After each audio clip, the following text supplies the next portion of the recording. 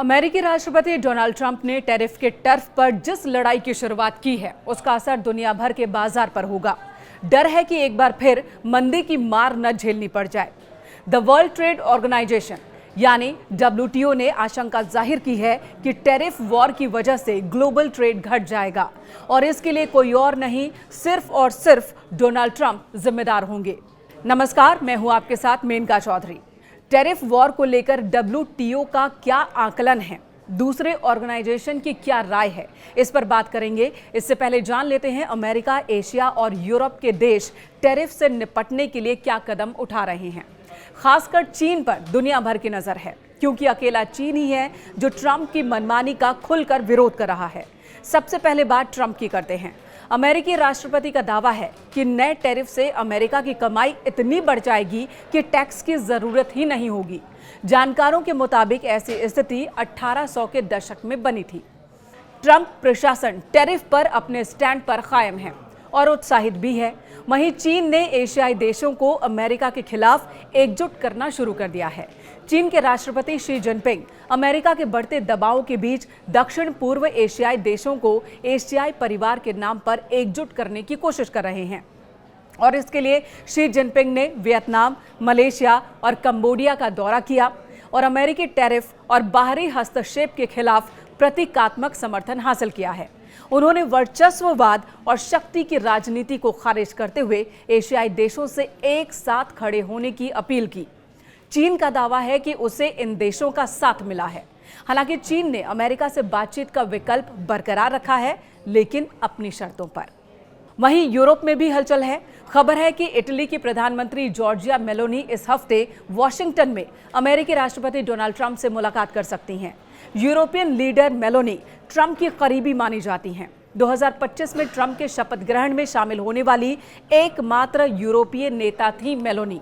अब जब Trump European union पर नई टैरिफ की धमकी दे रहे हैं, तब मेलोनी का ये दौरा बहुत ही महत्वपूर्ण माना जा रहा है। जानकारों को ऐसा लग रहा है, खासकर वो लोग जो कि मेलोनी के विपक्ष के हैं, उनको लग रहा है कि मेलोनी इटली के फायदे के लिए यूरोपीय एकता से समझौता कर सकती हैं। यानी यूरोप के दूसरे देशों को धोखा देकर ट्रंप प्रशासन से कोई डील कर सकती हैं। न्यूयॉर्क टाइम्स के मुताबिक इटली के पूर्व मंत्री कार्लो कैंडेला ने कहा कि ये मेलोनी के लिए असली इम्तिहान है। देखते हैं कि वे यूरोप को एकजुट रखेंगी या फिर ट्रंप की चापलूसी में फंस जाएंगी।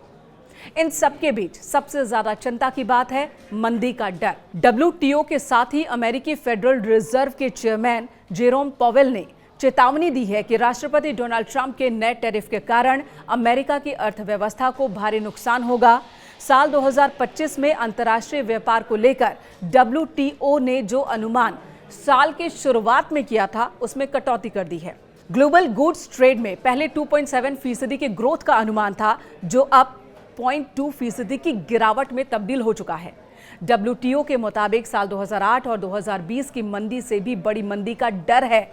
वहीं अमेरिकी फेडरल रिजर्व का मानना है कि आयात शुल्क यानी कि टैरिफ अनुमान से कहीं ज्यादा है, जो अर्थव्यवस्था को गहरे संकट में डाल सकता है। अमेरिका और चीन के बीच बढ़ती ट्रेड वॉर और टैरिफ की अनिश्चितता से वैश्विक बाजारों में हड़कंप मच गया है। पवेल ने शिकागो इकोनॉमिक क्लब में कहा कि ये नीतियां इतनी बड़ी हैं कि इनके असर का अंदाजा लगाना फिलहाल मुश्किल है। सर्वे में भी लोग और कारोबारी अर्थव्यवस्था की सेहत को लेकर डरे हुए हैं। टैरिफ से महंगाई बढ़ेगी, आर्थिक विकास रुकेगा। हालांकि अंतर्राष्ट्रीय मुद्रा कोष यानी कि IMF का दावा है कि ट्रंप प्रशासन द्वारा लगाए गए शुल्कों से वैश्विक अनिश्चितता में बढ़ोतरी हुई है, जिससे वैश्विक विकास धीमा होगा, लेकिन ये दुनिया भर में मंदी का कारण नहीं बनेगा। IMF की प्रबंध निदेशक क्रिस्टालिना जॉर्जिवा ने कहा कि दुनिया की अर्थव्यवस्था की ताकत की परीक्षा हो रही है, क्योंकि वैश्विक व्यापार प्रणाली में बड़े बदलाव हो रहे हैं और ये बदलाव वित्तीय बाजारों में उथल-पुथल ला सकते हैं। उन्होंने कहा कि ये अशांति पिछले कुछ हफ्तों से वित्तीय बाजारों में चल रही है, खासकर वॉल स्ट्रीट पर, जिसने दिन प्रतिदिन और अक्सर घंटे दर घंटे उतार चढ़ाव का अनुभव किया है। लेकिन वो आश्वस्त हैं कि इसकी वजह से मंदी नहीं आएगी।